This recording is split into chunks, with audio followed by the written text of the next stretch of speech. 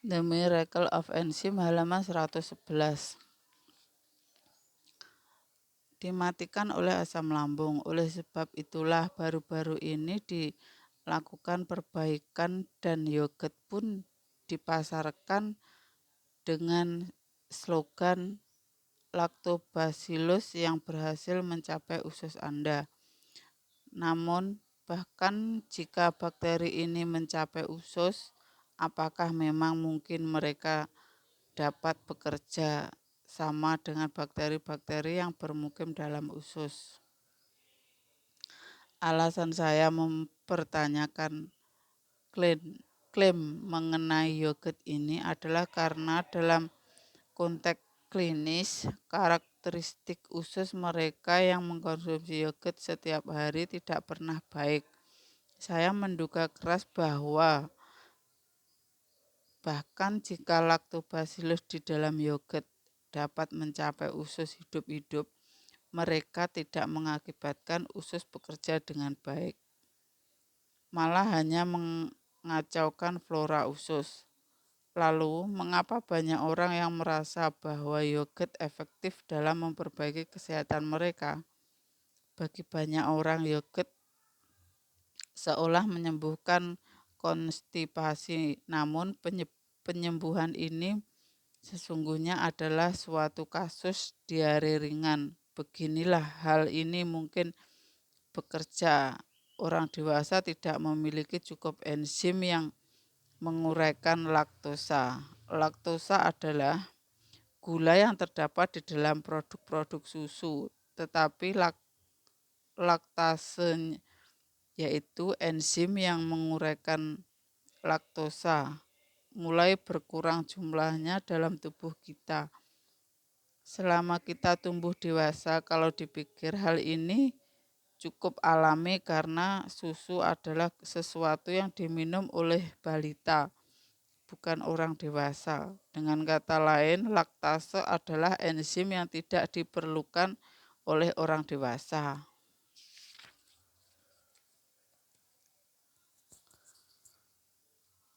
The Miracle of Enzim halaman 112. Yogurt mengandung banyak laktosa, oleh karenanya pada saat Anda mengkonsumsi yogurt, yogurt ini tidak dapat dicerna dengan baik akibat kurangnya enzim laktase yang kemudian berakibat pada kesulitan mencerna. Pendeknya, banyak orang yang mengalami diare ringan jika mereka mengkonsumsi yogurt. Akibatnya, diare ringan ini yang sesungguhnya adalah ekstrim kotoran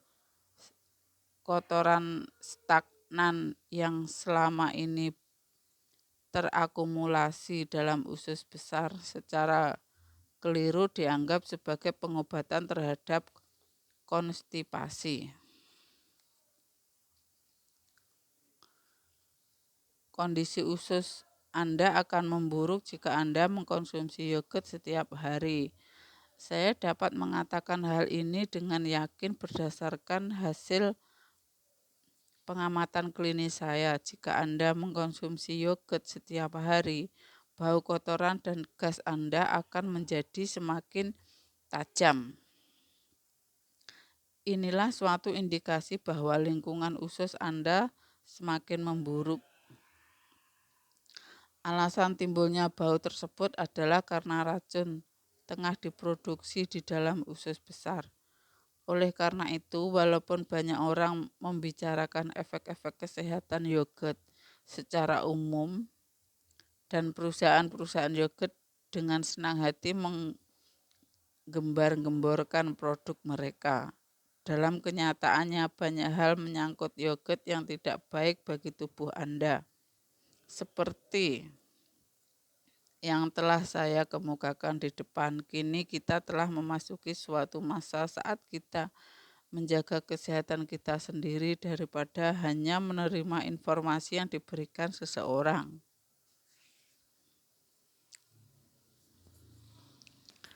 The Miracle of Enzim halaman 113.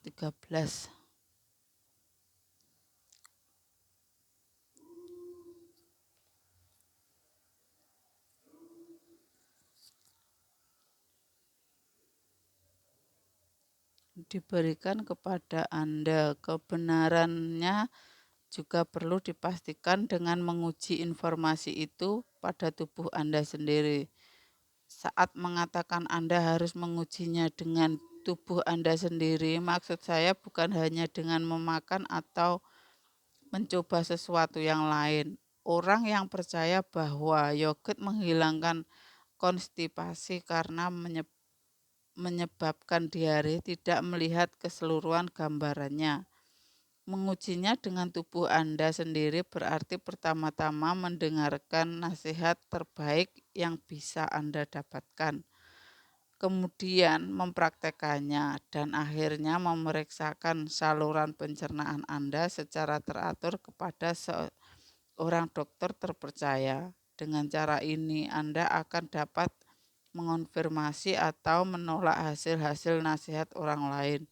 Jika Anda berniat untuk mempraktekkan diet dan gaya hidup keajaiban enzim yang dijelaskan dalam buku ini, saya menyarankan Anda menjalani pemeriksaan endoskop sebelum Anda mulai melaksanakannya dan melakukannya sekali lagi setelah 2 atau 3 bulan.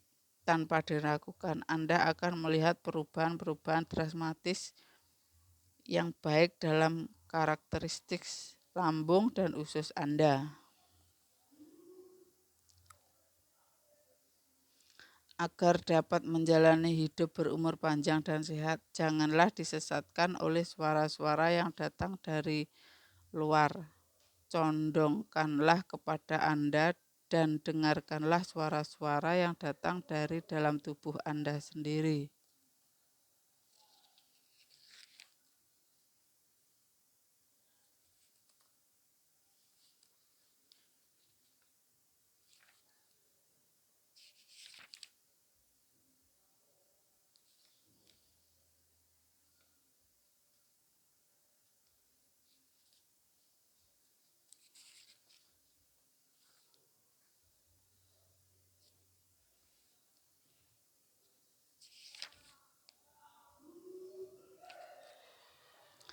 Diet keajaiban enzim. Anda adalah apa yang Anda makan.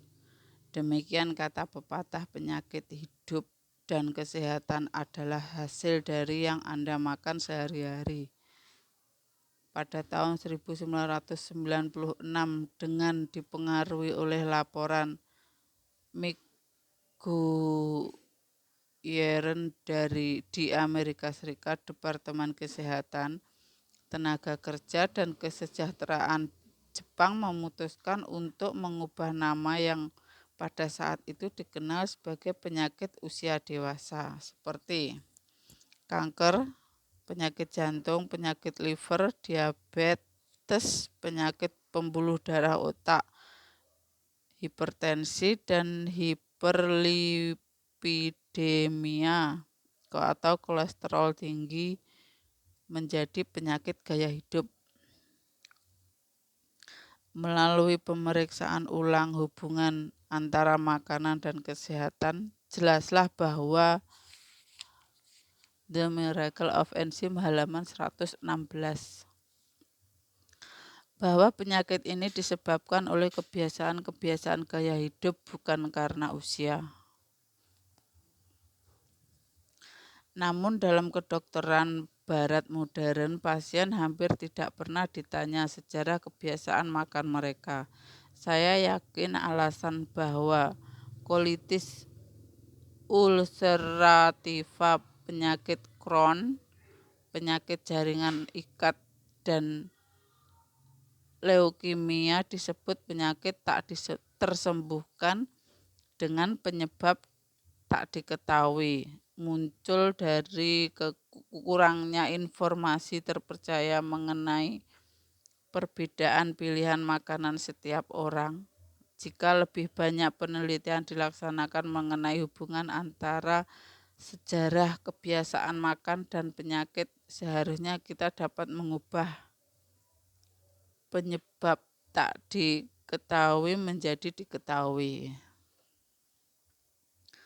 Orang-orang yang tanpa diragukan akan menderita penyakit gaya hidup pada suatu saat dalam hidupnya biasanya merokok, mengkonsumsi alkohol setiap hari, mengkonsumsi banyak daging, dan hampir tidak pernah mengkonsumsi buah-buahan atau sayur-sayuran, serta mengkonsumsi produk-produk hasil susu seperti susu, yogurt, dan mentega, terutama sejak usia balita. Jenis penyakit yang mereka derita akan tergantung pada kecenderungan genetis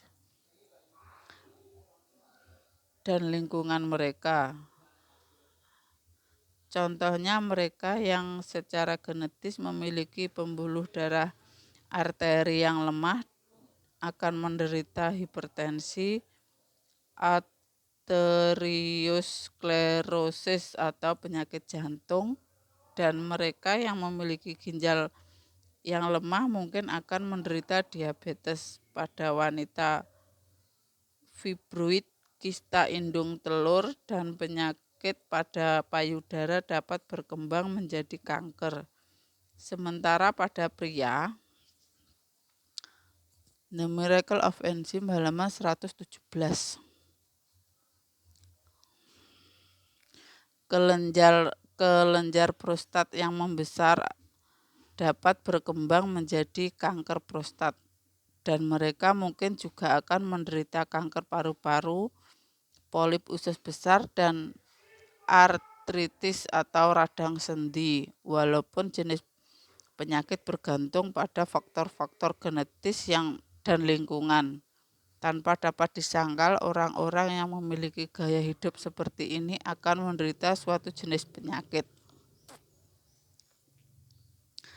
Kira-kira 2 tahun setelah mulai secara langsung memeriksa kondisi lambung dan usus dengan menggunakan skop, saya mulai menanyakan kepada pasien-pasien saya sejarah kebiasaan makan mereka. Saat seseorang menjalani pemeriksaan fisik atau konsultasi medis di rumah sakit, ia mungkin ditanya kebiasaan-kebiasaan gaya hidupnya. Namun kebanyakan pemeriksaan ini hanya terfokus pada masa kini, sehingga sia-sia saja untuk dapat memahami mengapa seseorang jatuh sakit. Penting untuk memahami keseluruhan sejarah kebiasaan makan orang tersebut, dengan kata lain, kapan makannya, apa yang dimakan, dan berapa sering memakannya. Tentu saja sebagian pasien tidak dapat mengingat seluruh detailnya, tetapi sementara saya terus menanyai mereka dengan sabar, biasanya saya mempelajari hal-hal yang menarik. Contohnya, orang-orang yang minum susu, bahkan jika mereka hanya minum 1 gelas susu setiap harinya, hasil kesehatan mereka akan berbeda, bergantung pada hal-hal seperti apakah mereka mulai minum susu segera setelah mereka. The Miracle of Enzyme halaman 118. Dilahirkan atau apakah mereka mulai minum susu setelah dewasa. Saat meneliti sejarah kebiasaan makan pasien-pasien kanker, biasanya saya menemukan bahwa menu makan mereka sebagian besar terdiri dari protein hewani dan produk susu seperti daging, ikan, telur, dan susu. Terlebih lagi saya mendapatkan bahwa ada hubungan langsung antara saat seseorang mulai menderita penyakit dan waktu serta frekuensi orang itu mengkonsumsi makanan-makanan tersebut. Dengan kata lain, semakin muda dalam hidupnya dan semakin sering seseorang mengkonsumsi makanan hewani, terutama daging dan produk susu, semakin awal pola ia menderita penyakit. Ada berbagai jenis kanker payudara, usus besar, prostat, paru-paru. Apapun jenisnya, hubungannya dengan makanan hewani tetap sama. Dan tidak peduli jenis kanker apa yang diderita seseorang, kondisi usus para pasien kanker selalu bermasalah tanpa terkecuali. Saya selalu mendorong setiap orang yang menderita kanker apapun untuk menjalani pemeriksaan kolonoskopi karena ada kemungkinan besar mereka akan menderita polip usus besar atau kanker usus besar. Di antara pasien-pasien kanker yang saya periksa, hasilnya sudah dapat diduga pada para wanita yang menderita kanker payudara dan pria-pria yang menderita kanker prostat. The Miracle of Enzym halaman 119.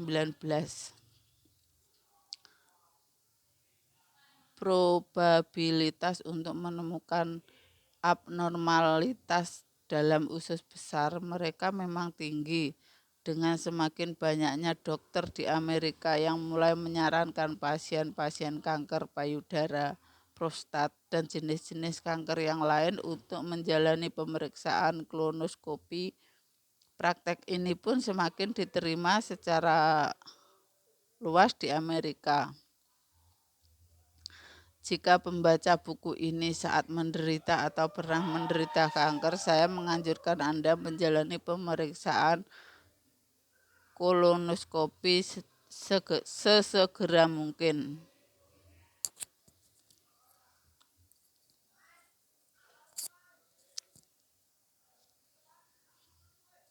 Saya tidak mengatakan bahwa Anda dengan segera akan menderita suatu penyakit jika Anda menyantap jenis-jenis makanan tertentu. Namun efek dari kebiasaan makan Anda pasti akan terakumulasi dalam tubuh Anda. Anda tidak boleh merasa lega hanya karena tidak ada gejala-gejala yang muncul hingga kini. Kesempurnaan datang karena berlatih, tetapi jika Anda melatih kebiasaan buruk dari hari ke hari, tahun ke tahun, kemungkinan pada akhirnya Anda akan menjadi sangat sakit. Saat ini kita dikelilingi oleh banyak pilihan dari berbagai macam jenis makanan. Jika Anda ingin menjalani hidup berumur panjang dan sehat, Anda harus menyadari bahwa Anda tidak boleh memilih apa yang Anda makan hanya karena rasanya yang enak. Dengan mengetahui hal ini, kriteria apakah yang diperlukan untuk memilih makanan yang Anda makan setiap harinya.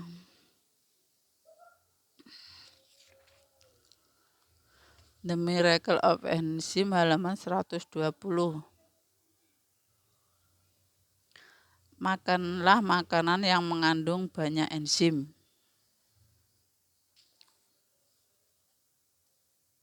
Sejak kecil saya memiliki suatu bakat istimewa dengan cepat akrab dengan semua anjing. Ini tidaklah begitu sulit. Yang harus Anda lakukan hanyalah mengoleskan air liur Anda di telapak tangan dan membiarkan anjing itu menjilat tangan Anda. Jika melakukan hal ini dengan segera, Anda akan berteman dengan semua anjing. Saya memelihara banyak anjing sejak kecil dan saya tahu bahwa anjing suka menjilat mulut orang. Saat merenungkan alasannya, pada akhirnya saya menyadari bahwa mereka menyukai air liur. Saat saya menguji teori saya, semua anjing saya temui mengibaskan ekornya dengan gembira. Saya masih duduk di bangku sekolah ketika pertama kali menggunakan metode ini dan berteman dengan anjing. Anjing di sekitar rumah saya satu demi satu. Tentu saja pada saat itu saya tidak mengerti mengapa anjing begitu menyukai air liur. Misteri ini baru terpecahkan setelah saya menjadi seorang dokter dan mulai mengamati enzim.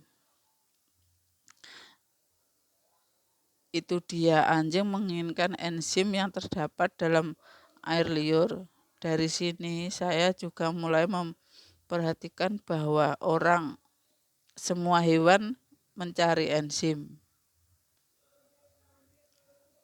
Saat hewan-hewan karnivora seperti singa menangkap mangsa mereka, pertama-tama mereka selalu mulai dengan memakan organ-organ bagian dalam, yaitu harta karun terpendam yang berisi enzim.